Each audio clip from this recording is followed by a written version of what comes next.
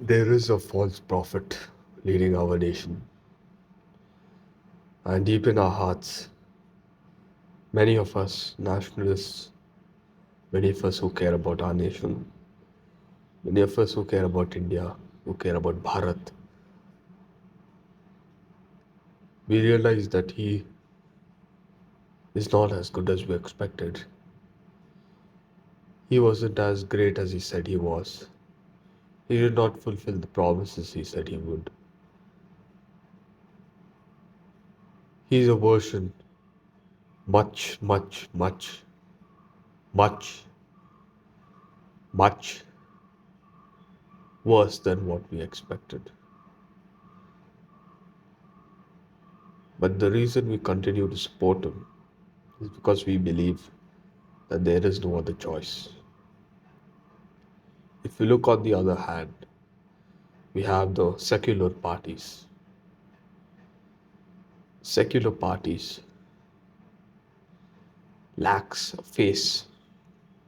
They lack a face to indicate their nationalism. They lack a face to show their strength. They lack a face that the people can associate with. They are just the remnants of the old order before the false prophet and his false religion came in 2014. These groups have also failed us because, in truth, they are not secular at all. There are many cases in which they have appeased to the minority for the sake of the majority. They have bended to cheap, dirty politics such as caste, such as wealth, such as even location, urban and rural, trying to find every tiny ways of division and increase it more, widen the gaps. Politician's job, a leader's job, a politician, is to heal the wounds and heal all the scars in a society, all the cracks in a society. That is their job. When there is a wound, when there's a deep cut in a society, job of a great leader is to stitch it up, is to heal it, to put band-aids, put antiseptic, to stitch it up. But what the politicians here do is when they see the tiniest cut, maybe got from a piece of paper, they make sure to widen it as if you got hit by a knife. And that is the story of the opposition parties, so-called secular parties. These look for every tiny bit, every tiny cut, like a shark attracted to blood.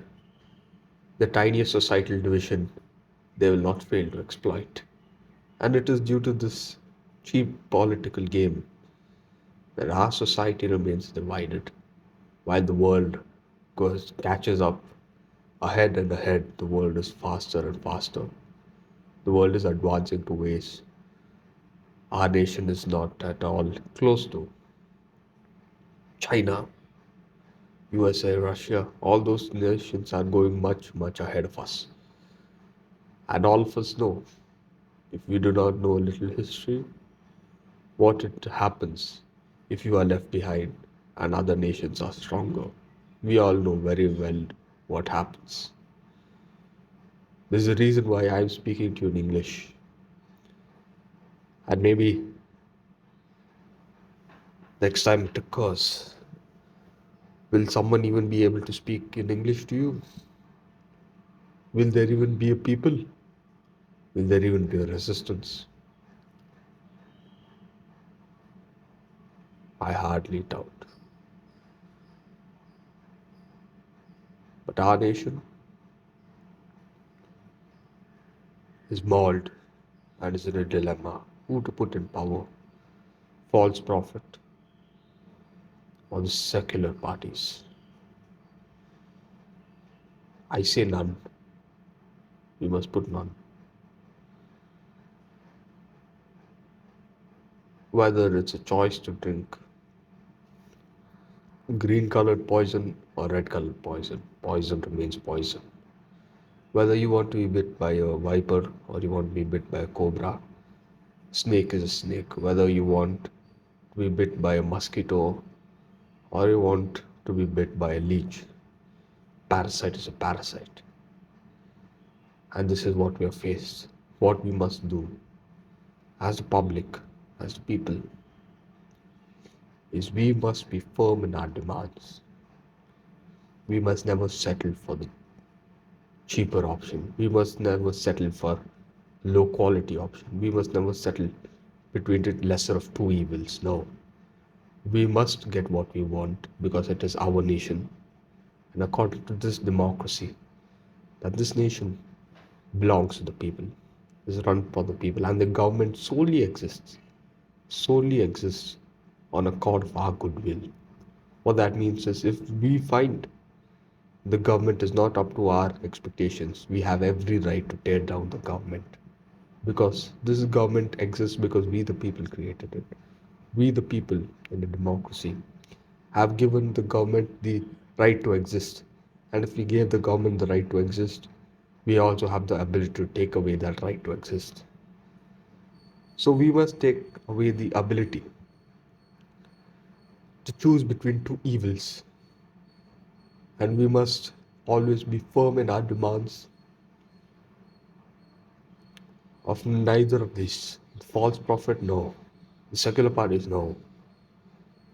What we want is one who executes our will without any hidden, cheap, cunning tricks behind it. Impossible, you say. You say that why cannot do that? And that is precisely what both the sides want, the secularists and the false prophet. Both of them want the same thing. They want us to think it's impossible. They want us to always choose between them. They do not want us to remember that we, the people, have the ability to save ourselves and we, the people, have given the right to government to exist. They want to fool us into thinking that we exist because of the government. No, no, no, no, no. It's the other way around. It's the other way around. It is us, we the people, who shed blood over hundreds of years to grant our independence. Independence was not got by sitting in a tea table with the British viceroy. No, no, no, no, no. Independence was got when the farmer he refused to pay the taxes to the indigo for the indigo crops. Independence was fought when the coolie refused to pick up the bags of the British woman. Independence was fought when the police constable refused to beat up his fellow Indians. That is independence.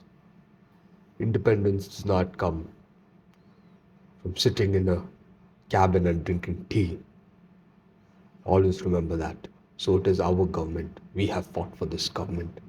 And now this government is betraying us.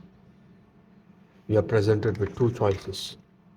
Neither choice fits us, puts us in a dilemma. And that's exactly what they want to do. They want to put us in a dilemma. And I say no. We're not going to be put in a dilemma. If you will not give us a choice what we want, if you will not give us what we want government, then we will make what we want. Because if we do not find a way, we will make a way. Long live Bharatavarsha. Jai Bharat.